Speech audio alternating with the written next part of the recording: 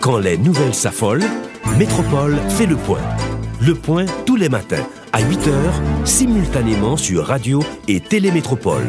Le point est une courtoisie de MSC Trading, Digicel et la Banque nationale de crédit BNC. Madame, Monsieur, bonjour. Bienvenue à la rubrique Le point de Radio et Télémétropole. Ce matin, on va encore parler des dégâts causés par l'ouragan Matthew. Impact économique, quelle perspective? La situation paraît dramatique. Comment comprendre cette situation et surtout comment l'analyser?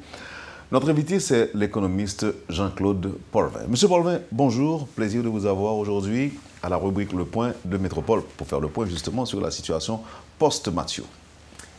Bonjour Wendell, bonjour aux radio-téléspectateurs de Métropole. C'est pour moi encore un plaisir aujourd'hui d'être ici pour regarder ce qui s'est passé au cours de ces 15 derniers jours et faire le point, si l'on peut, sur ce nouveau drame que nous sommes en train de vivre. Comme toujours, maintenant nous sommes des habitués au drame. Que vous rappelle ce drame, justement, dans l'histoire d'Haïti? Ce drame me rappelle de deux choses. D'abord, il y a de cela 62 ans, en 1954, il y avait le fameux cyclone Hazel qui était passé en Haïti à une vitesse de 130 000 à l'heure. Et sur sa route, il a fait des dégâts. Et il avait maintenu sa force jusqu'à arriver jusqu'au Canada, mais à environ une force de 1100 km/h. Mais sur sa route, il est passé en Haïti et a détruit sur son passage, notamment dans le sud de la Grand'Anse, tout ce qu'il trouvait.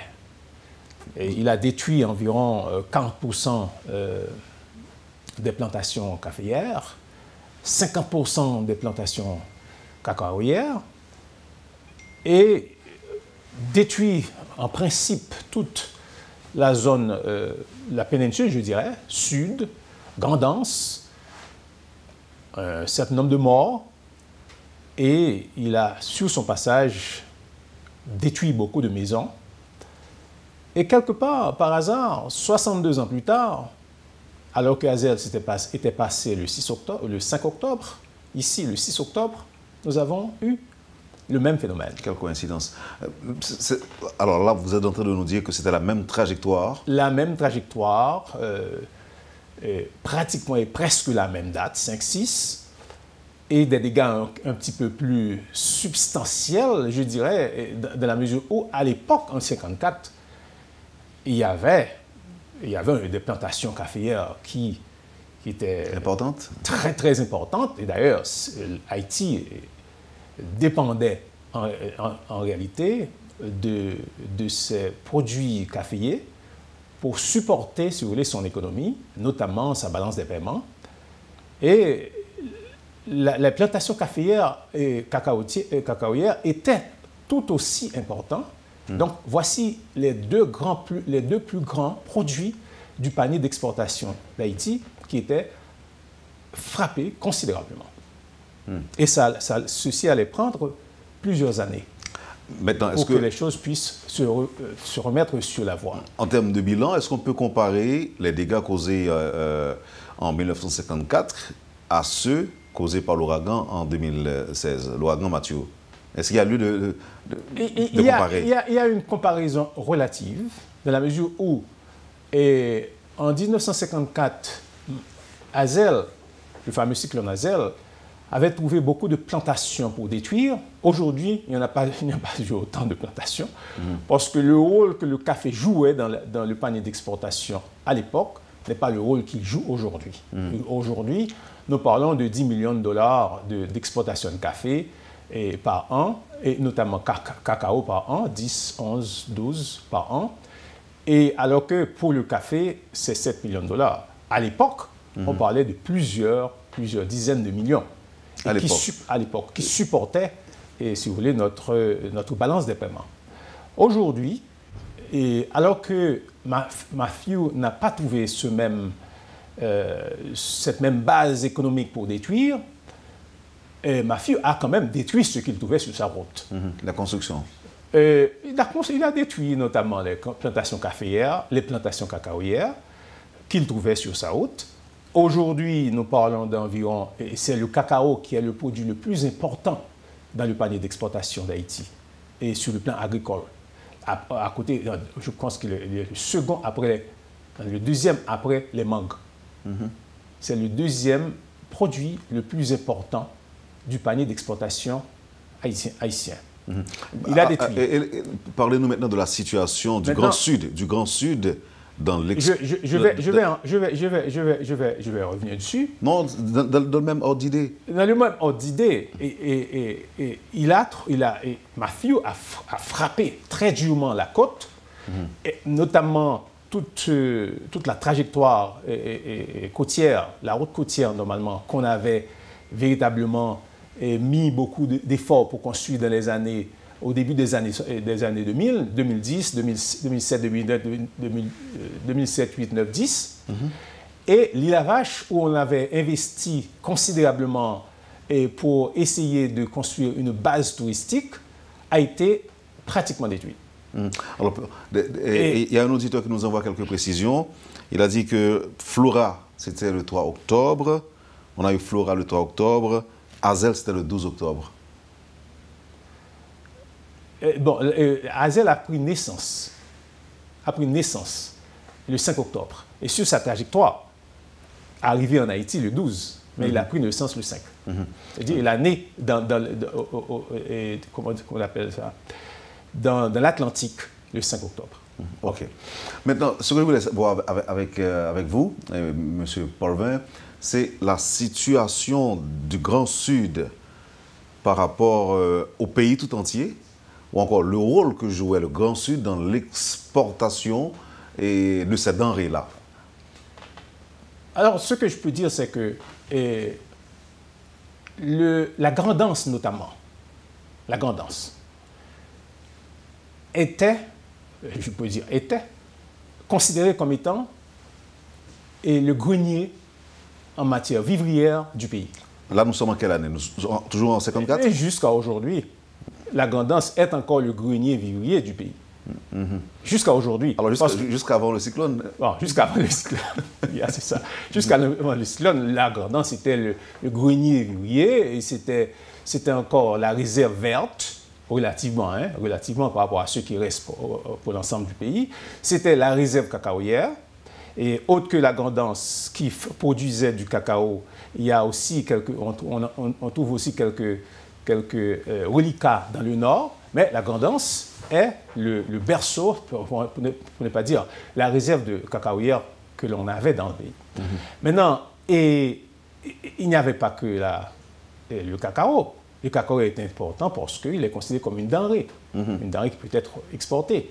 Mais quand il s'agit de vivres, en réalité, les vivres, et notamment la banane, notamment l'igname, etc., et les dérivés, et même si en fait dans l'Ouest, on trouve l'arcaïque qui est impliqué dans la banane, mais en fait, dans la grandance, on trouve cette réserve sauvage, si vous voulez, de produits vivriers dans le pays. Maintenant, avec Hazel, encore pour ainsi dire, avec Mathieu, il y a beaucoup d'autres considérations à faire.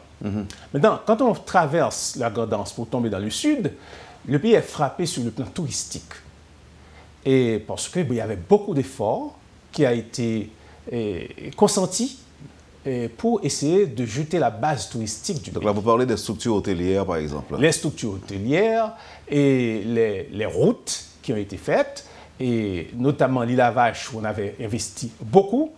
Et on était en train de mettre, si vous voulez, une certaine infrastructure hôtelière qui touchait non seulement le tourisme international, mais aussi le tourisme local. On voyait ce qui se passait dans le sud et dans les moments, dans les grandes fêtes, les périodes de grandes fêtes, etc. Okay? Aujourd'hui, il y a quelques villes qui sont quasiment détruites. Ça n'existe plus. Par exemple, Rochabateau n'existe plus. Mafio a fait son travail. Oui, Port à Piment aussi, Port à Piment n'existe plus. Tiburon n'existe plus. J'ai vu ce qui reste des hôtels à Port-Salut. Bien. C'est un vrai désastre. Un désastre. Maintenant, ça veut dire quoi? Ça veut dire qu'il y a beaucoup de dégâts, beaucoup de dégâts qui ont été faits. Là, nous sommes toujours au stade de bilan. Nous sommes au stade bilan et un bilan qui va avoir des impacts importants. Non, mais avant de parler des impacts, peut-on mettre un chiffre? Vous pensez que c'est possible de mettre un chiffre sur les dégâts causés par Massio? Le chiffre que l'on pouvait mettre devrait être exprimé de deux manières. D'abord, par rapport au commerce extérieur, qu'est-ce que cela représentait pour le pays? Et des chiffres que l'on pouvait apposer sur les produits vivriers et aussi apposer sur, si vous voulez, le trafic touristique. Quand je dis trafic, je veux dire les activités du tourisme. Et le tourisme était considérablement important. Important parce que depuis 2011, on a vu au niveau de la balance des paiements une croissance importante. Et jusqu'à 2015, on parlait d'environ 150 millions de dollars pour le tourisme en termes d'augmentation. Enfin, au niveau des services fournis, en termes d'augmentation par rapport à son niveau de 453 millions. Donc, vous avez dit 150 millions, c'est ça? Environ 150 millions. Maintenant, si je dis ces chiffres, comme des proxys, ça veut dire comme des indicateurs. Okay? Et si on parle aussi des produits cacaoyers et des produits, le café, etc., on peut parler globalement d'environ 15 à 20 millions de dollars et pour les chiffres qui ont été constatés. Et étant donné qu'il y a la consommation internationale et la consommation locale, on peut parler pour le Sud, approximativement, on peut parler de 200 millions de dollars. De 200 millions de dollars qui pourraient être considérés comme étant perdus. Maintenant, sur le plan produit, sur le plan produits et services. Produits et services. OK. On ne parle pas des estimations de maisons de tweets, les vies humaines n'ont pas de prix. Oui, c'est clair. Les vies humaines n'ont pas de prix, mais les maisons de tweets, les destructions des routes, la destruction des maisons, des logements, etc., ça, ce sont des chiffres. Vous pensez qu'on avoisinerait le milliard, par exemple? Je ne peux pas avancer ces chiffres-là. Et il faudrait des estimations beaucoup plus pointues pour essayer de voir exactement de quoi il en est. Maintenant, mais sur le plan de la production vive, la production en tant que telle, tant sur le plan du service que les produits eux-mêmes, on peut avoisiner les 200 millions. 200 millions on peut avoisiner les 200 millions. Maintenant, je parle pour la péninsule du Sud. Je ne parle pas pour le Nord, etc. et les dégâts résiduels que l'on aurait enregistrés dans les autres départements, etc. Maintenant, mais pour la péninsule, je sais que ce sont des chiffres sur le plan de la production que l'on peut avancer. Maintenant, par rapport aux routes construites et qui ont été affectées, c'est encore une autre estimation. Parce que entre 2008, notamment sous la présidence de René Préval, et il y a eu un effort extraordinaire qui a été fait pour construire toute la Haute-Sud, jusqu'à Port-à-Piment. Et je sais que cette route-là a été considérablement affectée et touchée. Donc, il faudrait une estimation pour voir qu'est-ce que cela a pris pour la construction de ces routes-là et quels chiffres que l'on pourrait avancer, quels sont les tronçons qui ont été affectés et quels travaux qui resteraient ou que l'on devrait faire pour remettre les choses en place. Maintenant, on va encore parler de ce bilan, notamment de l'impact sur la vie et sur l'économie et les perspectives aussi, mais on le fera tout de suite après la pause. Pas de problème. Vous suivez, madame, monsieur, la rubrique Le Point de Radio et Télémétropole. L'économiste Jean-Claude Polvin est notre invité ce matin. Merci de l'intérêt, on vous revient tout de suite. après la pause. Le Point est une courtoisie de MSC Trading, Digicel et la Banque nationale de crédit BNC. L'eau atterri dans MSC+, c'est comme si vous étiez arrivé l'autre bord de l'eau. Matériel électrique, machine à laver, fou, frigidaire et latrier. Dans MSC+, c'est nous qui avons plus de variété de produits dans tout le pays. Nous avons exactement ce qu'on a besoin. Plus toujours. Dans MSC+, nous marions variété à qualité. La preuve, nous sommes représentants exclusifs INCO en Haïti. Un gros produit de qualité supérieure qui a valé terrain dans le monde entier. Nous avons un showroom 30 000 pieds carrés.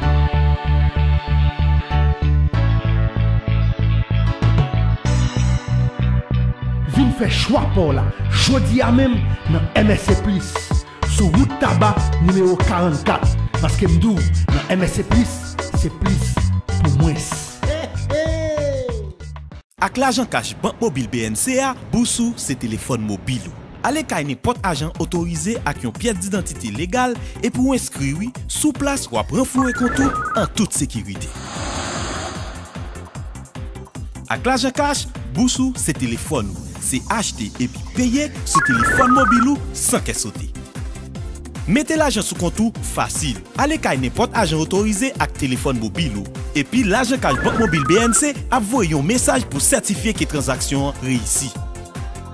Avec l'argent cash, ou ka acheter kay n'importe commerçant qui est affilié avec nous. C'est acheter, payer bilou sous téléphone mobile.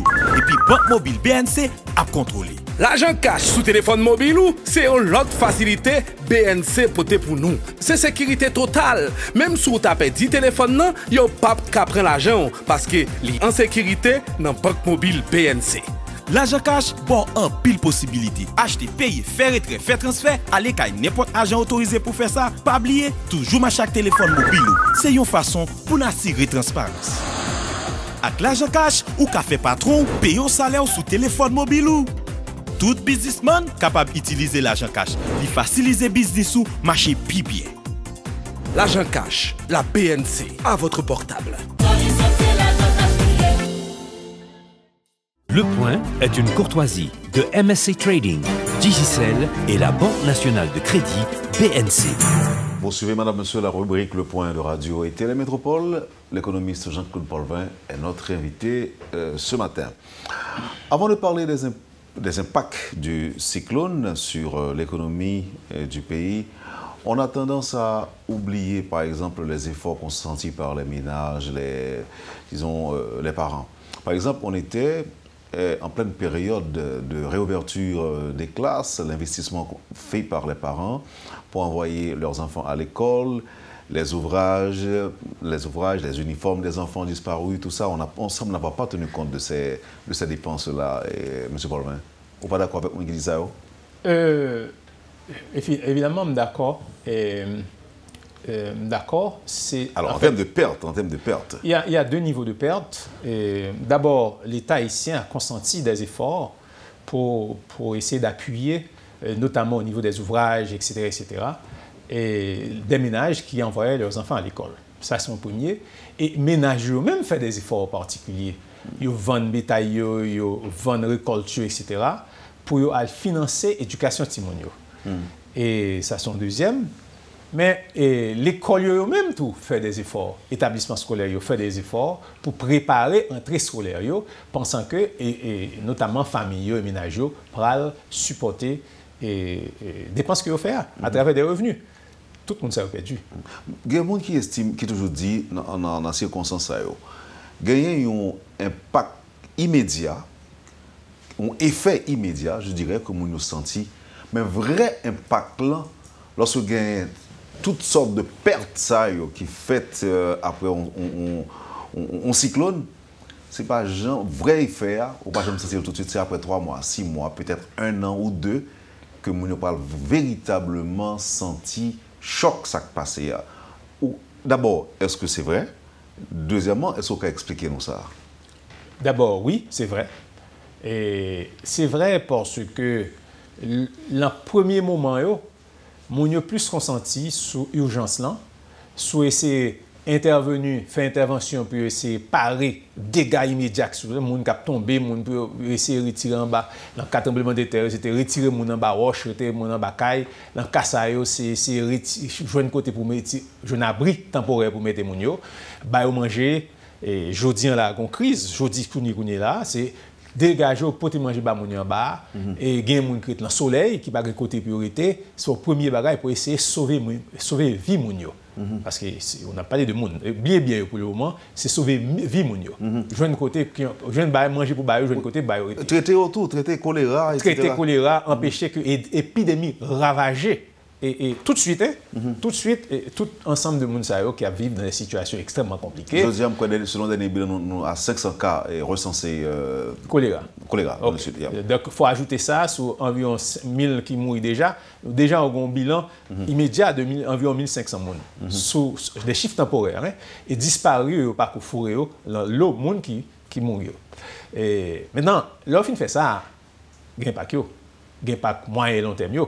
Qu'on y a assez sauver la vie, ce qu'on est capable, les gens qui finissent par un choléra et qui mourir, qui ne pas mourir, il faut intervenir pour gérer le dossier. Et ceci est important. Mais lorsqu'on fait ça, il faut charger un problème. Toujours. Même j'entends l'autre tremblement de terre, qui sont l'autre catastrophe, de très grande envergure, probablement de la même envergure que le cyclone. Et sauf que lui-même était plus spectaculaire parce qu'on n'est pas habitué à la mode de ça, de catastrophe ça. Non, et puis nous vivons tout, nous vivons dans notre chair. Oui, nous vivons en certaine manière. Et non, sans sens ou l'autre, pour te vivre dans l'Ouest, ou prendre. Pour te vivre, sortir dans tout, tout n'est pas raconté avant tu parles. Maintenant, lorsqu'on fait ça, il faut que quelque part, ménage qui était structuré, qui t'a vécu en côté, pas structuré même genre encore. Lui-même qui a un jardin que le travail pour gérer la vie quotidienne. Et qui a une bête pour le lever. Bête, ça ne parle encore. Il mourit. Qu'on y a là, ça supposé à le faire. Supposé à restructurer le ménage. Qui j'en parle restructurer? Qui ça peut le faire? Voici un ensemble de challenges, comme on dit, de défis qu'on peut gagner pour relever. On peut gagner pour relever parce que moun sa yo qui te gen un caille, même si c'est un caille paille, même si c'est un bidonville quelque part, faut qu'on qui gens, moun sa, il pas continuer à vivre. On dit que il pas continuer à vivre dans côté le donc il pas rentrer Port-au-Prince. Donc ou pas gagner des effets qu'on peut gérer. Ou pas gagner tout pour gérer environnement qui l'on zone tendance qui te réserve et sur les verts payants, bon, pratiquement, ils font un gros sabot. Peut-être, je vais prendre une dernière information sur Pic Macaya qui s'acrivait la donne. Qui a créé, même les gens qui étaient dans l'Ouest, la boule, ils ont frappé. Parce que le mafia passé, un pied bois, j'ai 50, 60 ans, là, il tombé, tronc son barrage qui est d'environ 1 mètre de diamètre. Il frappé. Donc, ce n'est pas Pic Macaya lui-même qui ne peut pas le frapper. Est-ce vrai? Et toute zone ça a considérablement frappé. Qui ça qui peut le faire sous ça? C'est travail agronomie, c'est travail environnementaliste, etc. C'est travail zone ça. Mais tout, ce sont des challenges, ce sont des problèmes que les pays ont pour faire face à eux-mêmes. Ça, c'est une. Et deuxièmement, route, par exemple, Sud-Lan, qui était, somme toute, un bon, si vous voulez, une bonne ouverture et pour le tourisme local et aussi le tourisme international. Bon, route ça crasé, en principe. Enfin, pas dire crasé en tant que tel, mais il y a l'intervention, notamment à partir du sud, qui nous fait la donne. Donc, c'est des ressources qui peuvent déployer et qui doivent reconstruire zone grandance, zone sud, et de côté, le NIP tout frappé. Il y a des communes à l'intérieur des NIP qui sont affectées par mafia. Donc, toutes les bagages, ce sont des bagages que vous pouvez obliger qu'on ait qui gens pour faire. Maintenant, là, peut-être, c'est le moment de faire un point extrêmement important. Sous cyclone, non pas sous cyclone, mais sous tremblement de terre 2010 là, tu as gagné une sorte de sensibilisation internationale, etc., etc. Sensibilisation internationale est traduite par une multiplication des organisations non gouvernementales qui descendent ici normalement et des chiffres de 6 milliards ont avancés. Et chiffres comme chiffre ça est avancé, et je regarde presque haïtien par an moi. Et je souhaité que... Bon, pas grand chose, même annonce important, pas gain fois ça. Par contre, si on est d'accord que si nous comparons les annonces de 2010, parce que nous songeons que votre serviteur, nous avons participé dans les Nations Unies en mars, il y a une grande rencontre qui t'a fait côté que Pledge t'a fait des annonces importantes t'a fait pour venir en aide aux Haïtiens. Mais là, pas gain au point où même Ban Ki-moon qui était en Haïti samedi, il déplorait le manque d'implication des bailleurs internationaux pour venir sauver Haïtiens. Mais Wendell, laisse-moi te dire, je vais être très cynique, peut-être très froid. Si pour mobiliser, pour faire ça a été fait en 2010 là, je n'ai pas besoin de mobiliser. Parce que finalement, toutes ressources sont mobilisées, Banque mondiale mobilisée aussi, etc. Mais Haïtiens, et structures qui sont affectées par le tremblement de terre, véritablement, pas jamais touchées. En vérité, il n'y a pas jamais ouais côté ressources ça passé. À un moment de la durée, ressources ça en 2010 et organisation ça en 2010, c'était même venir avec de l'eau. De l'eau. Oui. Non, parce que nous soif. C'était même venir avec de l'eau. Nous soif. Ouais. Bon, et finalement, c'est quoi? À quoi ça a servi? À rien. Maintenant, ça soulève une grosse question importante. C'est vrai, nous Haïtiens, nous sommes espèces particulières. Et nous manquons une capacité pour nous poser une minute et pour nous dire waouh, ça qui passe là, qui j'aime pas résoudre, côté m'braler et qui j'aime payant pour le sortir là-dedans. Nous semblons manquer ça.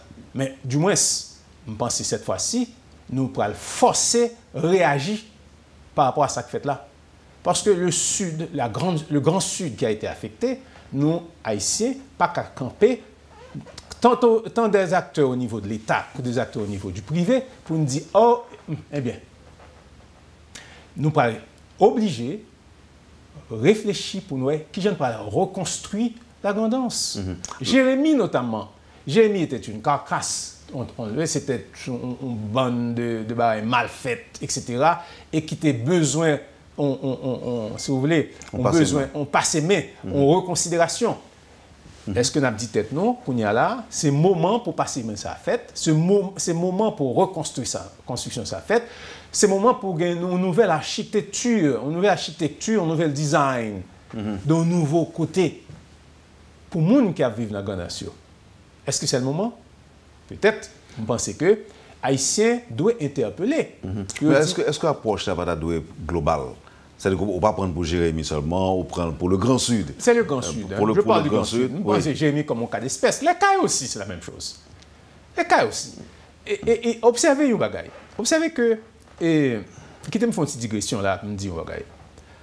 Et l'histoire d'Haïti et l'histoire de l'évolution urbaine en Haïti, il passait par différentes phases. La première phase, c'était structure en bois, structure notamment métallique, couverture métallique qui était dominant.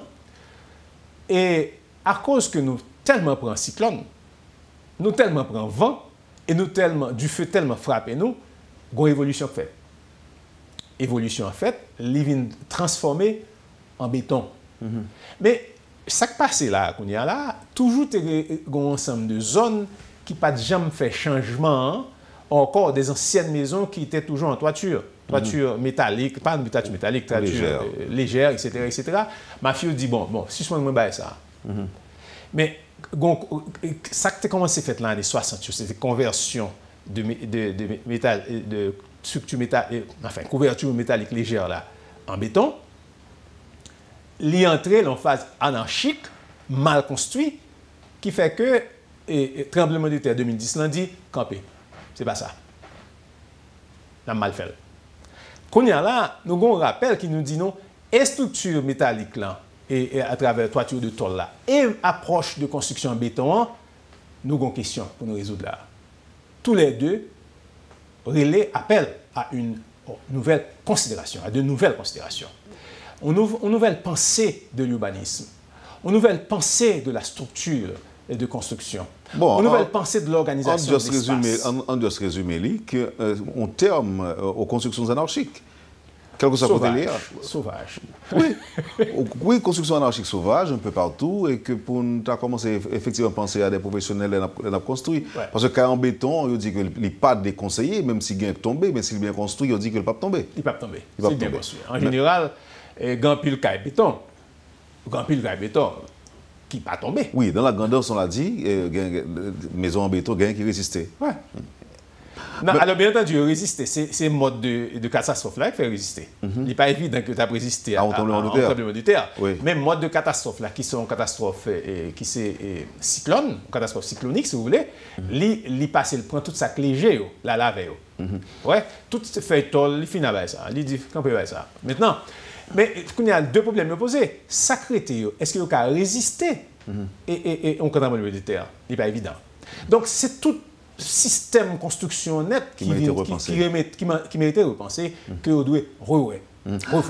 Monsieur Paulvin, on nous adresser le problème dans sa globalité pour nous, en termes de perspective, ça capte Haïti dans les prochains mois.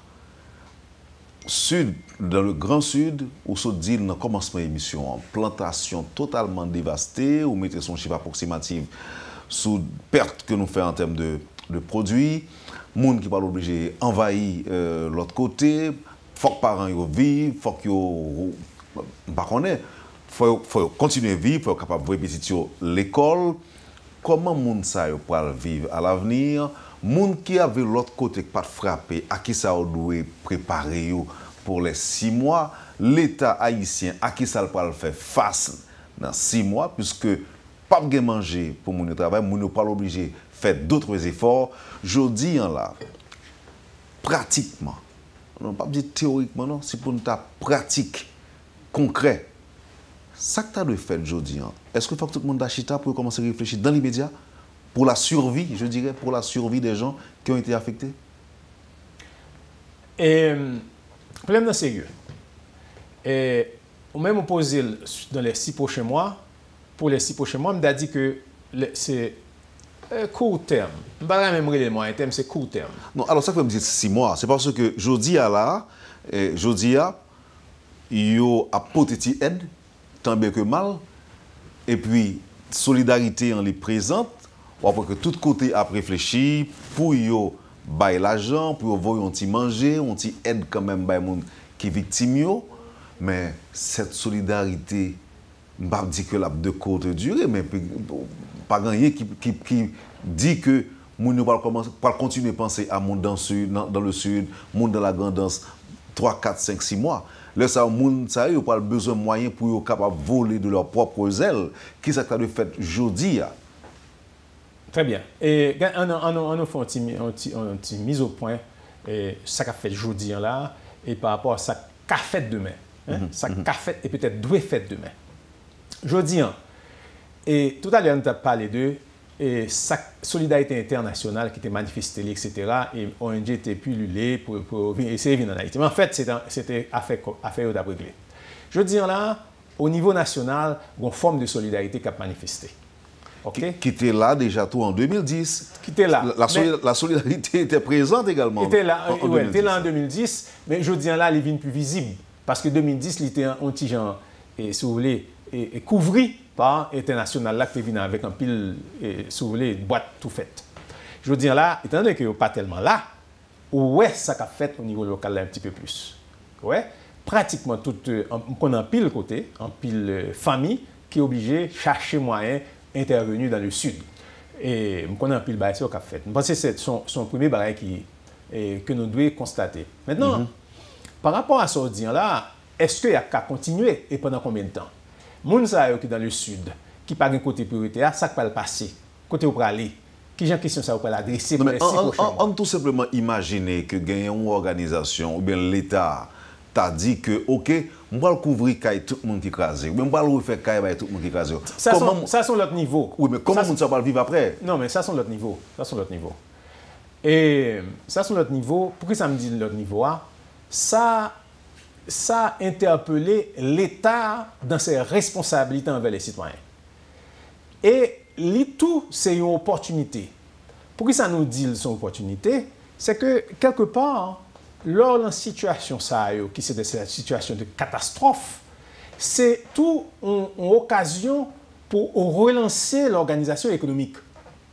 C'est tout une occasion pour relancer, mettre mon sous travail, construire tête.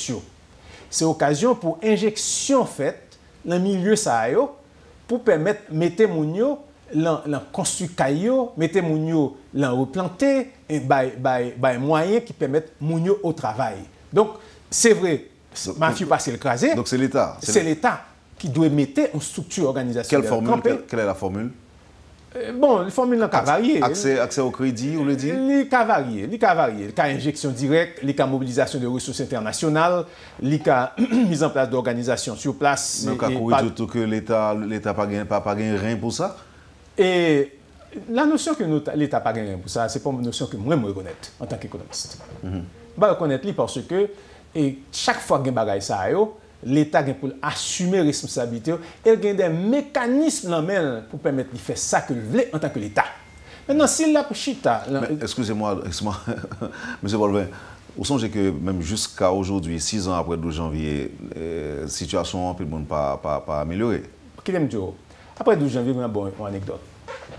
Enfin, rapportons fait. Après le 12 janvier, ça s'est passé. Et la Banque mondiale mettait 50 millions de dollars à la disposition du secteur des affaires pour que l'IED relancer les gens qui sont affectés par les business, les affaires qui étaient affectées par, si vous voulez, par le tremblement de terre. Là. Mais qui est rejeté? Tout le monde qui était viable avant, il permet de gagner un petit prêt pour reconstruire. Tout business qui considère qu'il y a des difficultés financières, qu'il y a des difficultés de paiement, etc., et qui est tout tombé. Tout le monde, classe moyenne, qui était écrasé, il regardé tout en rien pas fait. Et on a tout, je vais deux, trois exemples, mais on a une chaîne d'exemples comme ça qui fait que finalement, l'agence n'a pas jamais investi dans la reconstruction business, dans la reconstruction jeune classe moyenne comme moi avant qui était affecté, qui a un caillou frappé, son forme ou son lot, etc. Et qui a un business sur le va me garder mon ça. Est-ce que qu'on est pas le plus grave qu'on est là, étant donné que petits paysans, par exemple, qui perdent du bête, il n'y a pas de business qui était campé physiquement, bien entendu, c'est des simples salariés. On va faire hypothèse que c'est même l'État qui a gagné. On va faire hypothèse que c'est même acteur, même approche. On va faire hypothèse que c'est même moun sa yo qui attend que l'international pour dire et mais ça pour faire qui pour faire etc. Et puis finalement l'argent sous-bêtisé et retourner le bas mettre li parce que pas de gain moyen pour recevoir et accueillir. On va faire hypothèse ça. Alors comment articuler une prise en charge par l'État? Maintenant attends. Maintenant si on fait hypothèse ça, c'est même ça toujours là, d'accord avoir pas jamais gagner fait. Et situation ça, c'est une situation désastreuse, c'est dégringolade, c'est la misère qui pourra multiplier plus et il pourra déboucher sur des impacts de tous ordres, dont l'insécurité normalement, parce que l'homme dans chita, il n'a pas qu'à manger pour le manger, il n'a pas qu'à un côté pour le dormir, il n'a pas un choix, c'est l'insécurité, pour l'acte de banditisme pour l'agricole. Maintenant, on fait l'hypothèse que ce n'est pas ça. On est bien content. Ok. Si on fait l'hypothèse que ce n'est pas ça, qui ça ne va le gagner? On va gagner l'État, pour faire appel à ses ressources pensantes, à ses ressources stratégiques et pour faire appel à la conscience étatique pour intervenir, pour réorganiser la relance de l'économie du Grand Sud. Cela signifie que pour prendre des dispositions, pour le remettre la vache campée, et pour prendre des dispositions pour le relancer une nouvelle organisation économique, pour le remettre les cailles dans le point que le TIE dans les années 70. Qui était le berceau ou le grenier de l'agro-industrie en Haïti. Alors, on parlait de l'autre l'État. On parlait des gens pensants, des gens qui ont pensé, qui ne peuvent tout simplement pas passer à l'urgence normalement, puis à faire deux, trois petits mouvements, etc. Et puis qui ne peuvent mener aucun côté. On va parler des gens qui ont pensé, qui ont repensé stratégie. On va parler des gens qui ont mis la grandance, notamment, dans le point où, dans le temps, ou pas besoin de passer Port-au-Prince pour te partir pour aller en France. Il y a des moyens pour 2 ans dans ce temps, il était capable de prendre disposition, un bateau qui vient et puis il parti en France. Qui fait un mouvement qui n'a jamais connu Port-au-Prince. Jamais. Oui. Ça signifie que vous pouvez penser à des gens qui connaissent, qui ont construit évidemment un port sérieux dans le pays. Donc, pas dire c'est pour 3 mois, il pas le fait, non. C'est pas possible parce que le gouvernement là pour 3 mois et dans l'hypothèse, etc. Ma première question gouvernement. Et là, Jean a abordé le problème. Là, c'est comme si les Haïtiens dû faire de dégâts matériels une opportunité pour nous l'autre Haïti. Et ma pratique est légèrement différente. C'est-à-dire que les Haïtiens doivent penser. Les Haïtiens doivent retourner son prise en charge. Mais non, attendez, mettre là. C'est vrai que je ne suis pas d'accord avec ce dire, non. Mais pour eux doivent penser, il faut qu'ils conscientisent, il faut qu'ils motivent. Combien d'Haïtiens captent de nous là aujourd'hui et qui même comprennent la nécessité de savoir évoquer là, Jean-Claude? Eh bien, c'est ça pour vous faire, oui. C'est ça pour vous faire. Ou partir sur l'hypothèse que nous sommes totalement des inconscients. Moi, je me dis ça, Wendell. Il y a des Haïtiens conscients dans ce pays. Certainement. Mais quelle quantité qu'il y a par rapport? Mais il y en a. Je pense que un sursaut qu'on y a là qui supposé faire. Nous prenons première frappe avec 12 janvier. 12 janvier. Nous étions comme des EBT qui étaient internationaux passé dans bêtise. Qu'on y a une gros frappe encore. Et cette fois-ci, on connaît ça qui passe frappe ça. Là, c'est Port-au-Prince qui frappait. Port-au-Prince secoué, etc., tout le monde tremblé, etc. Mais quand il y a là, Port-au-Prince qui était en côté, il frappait tout, mais pas. Frappe insignifiante. L'a regardé Racine. Hein? Racine, Randanslaise, Racine et Sudoise. Il a regardé toute base ça qui détruit. Et puis il a regardé, il a constaté qu'il détruit. Non. Je pense que nous-mêmes Haïtiens, nous devons un sursaut. Nous devons réveiller. Très bien, nous devons. Alors, nous devons, il faut. Bon, moi, je suis bien content, ça dit, hein? Mais on ne peut pas penser que c'est. Si par exemple, tu as un petit minimum de conscience et de motivation, justement, il y a un problème, on n'a pas enregistré aujourd'hui, hein? Nous ne pouvons pas enregistrer. On prend le cas de la gestion de l'aide. On prend le cas, par exemple, des convois d'aide de la République dominicaine accompagnés de soldats dominicains qui font tout un tollé en Haïti. Si nous avons un petit minimum de conscience, que nous avons songé que nous sommes un pays que, dans toute l'acception du terme, est-ce que vous pensez que nous avons privé là, M. Paulvin? Ce n'est pas politique, nous avons fait. On approche citoyenne, justement, de la question. Regardez, quand nous arrivons à un point, moi, je reviens pour me parler de la République dominicaine, nous toujours une difficulté. Nous toujours une difficulté sur le plan, en faisant des considérations historiques.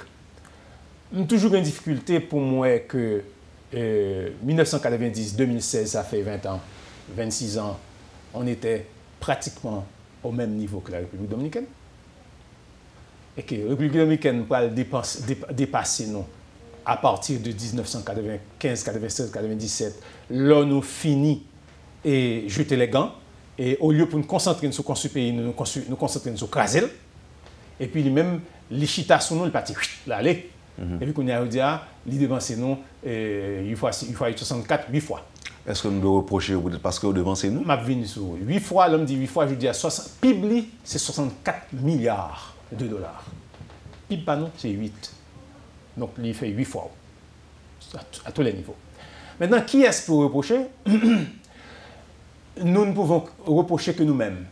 Parce que eux autres, ils pensent pays. Nous autres, nous pensons nous-mêmes. Nous, c'est poche. Poche, nous. Et, entendez, regardez, qui t'aime du bagay? Je vais répéter une petite anecdote. Vous gagnez un animateur de radio, responsable d'émission, qui fait une remarque. Et là, ça, je vais prendre une disposition sérieuse par rapport à la façon dont je gérer ça dans la radio. Monsieur a gagné des difficultés avec Martelly. En principe, tout le monde a des difficultés avec gestion Martelly, etc. Bon, je comprends ça. C'est un citoyen, c'est normal pour gagner. Et monsieur dit ça. Ouais, monsieur, il commentait de Martelly. Ouais, monsieur, il n'y a pas de bail il fait. Il y a des bail il fait qui bon, oui. Mais pour le moment, ce n'est pas ça qui fait qui bon. Ça fait qui bon, que tout détruit, ça ne va pas intéresser. C'est monsieur Mbablé là. Ticket. 400 dit. En d'autres termes, il n'y a pas qui ça qui fait pour payer. Il y a un problème que le gain à nègre là. D'accord que le gain problème, il n'y a pas de problème, non. Mais si la mettez une sur l'autre, c'est problème dans le métier, il n'y a pas l'autre là. Mais qui nous gérer toute histoire. À chaque moment que nous arrivons, nous avons une bataille de destruction de l'homme et nous oublions le pays qui est composé d'hommes. Si vous connaissez un pays composé d'hommes et qu'il a besoin de ces hommes pour avancer, dans ce cas-là, pensez pays.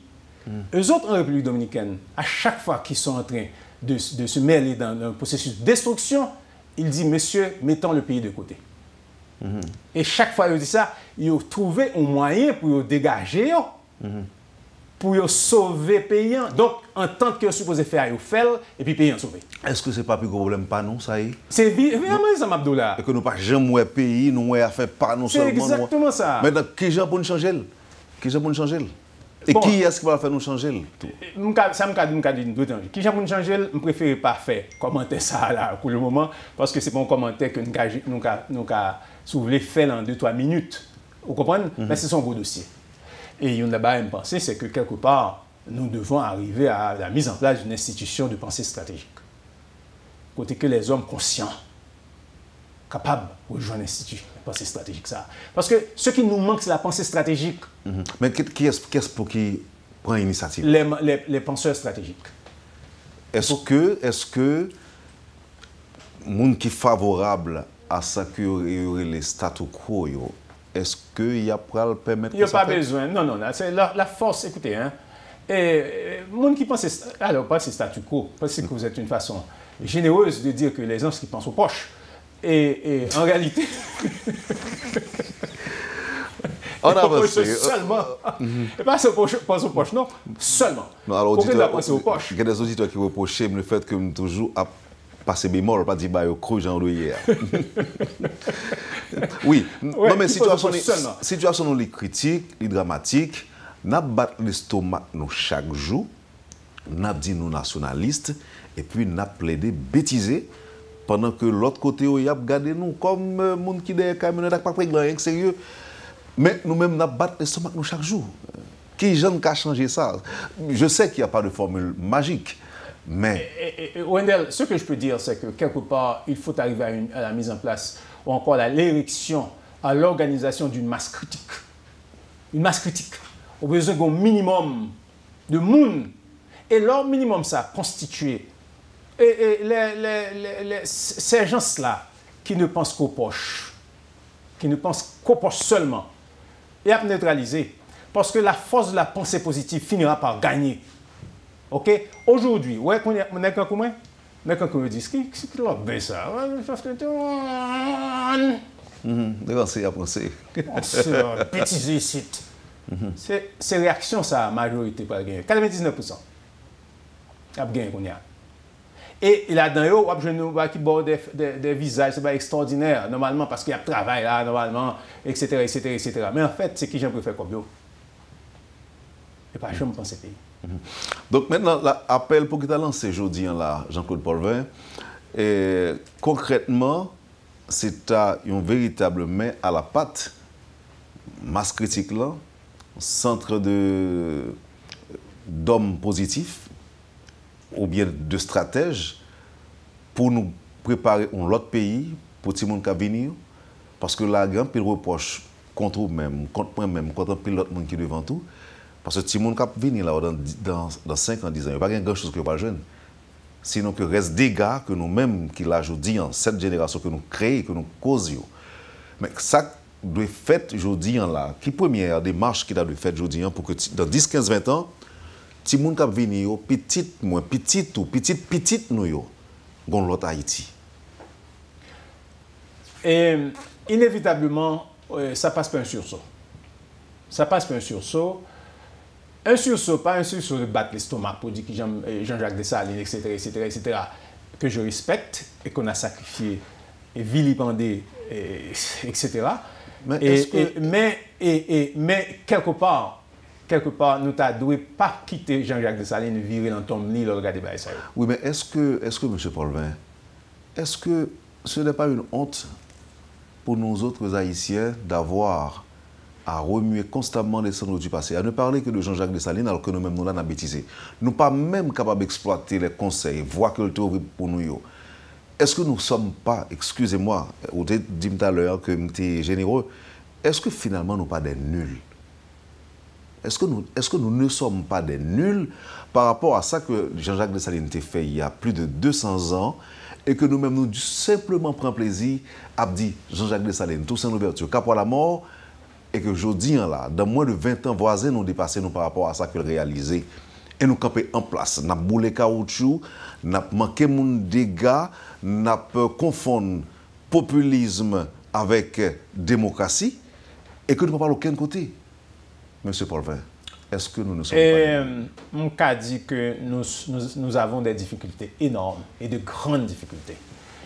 Et nous avons des difficultés car nous devons trouver des moyens de nous surpasser. Ou encore, cette fameuse masse critique à laquelle j'ai fait allusion tout à l'heure doit arriver à se constituer et dire que, attention, oh là.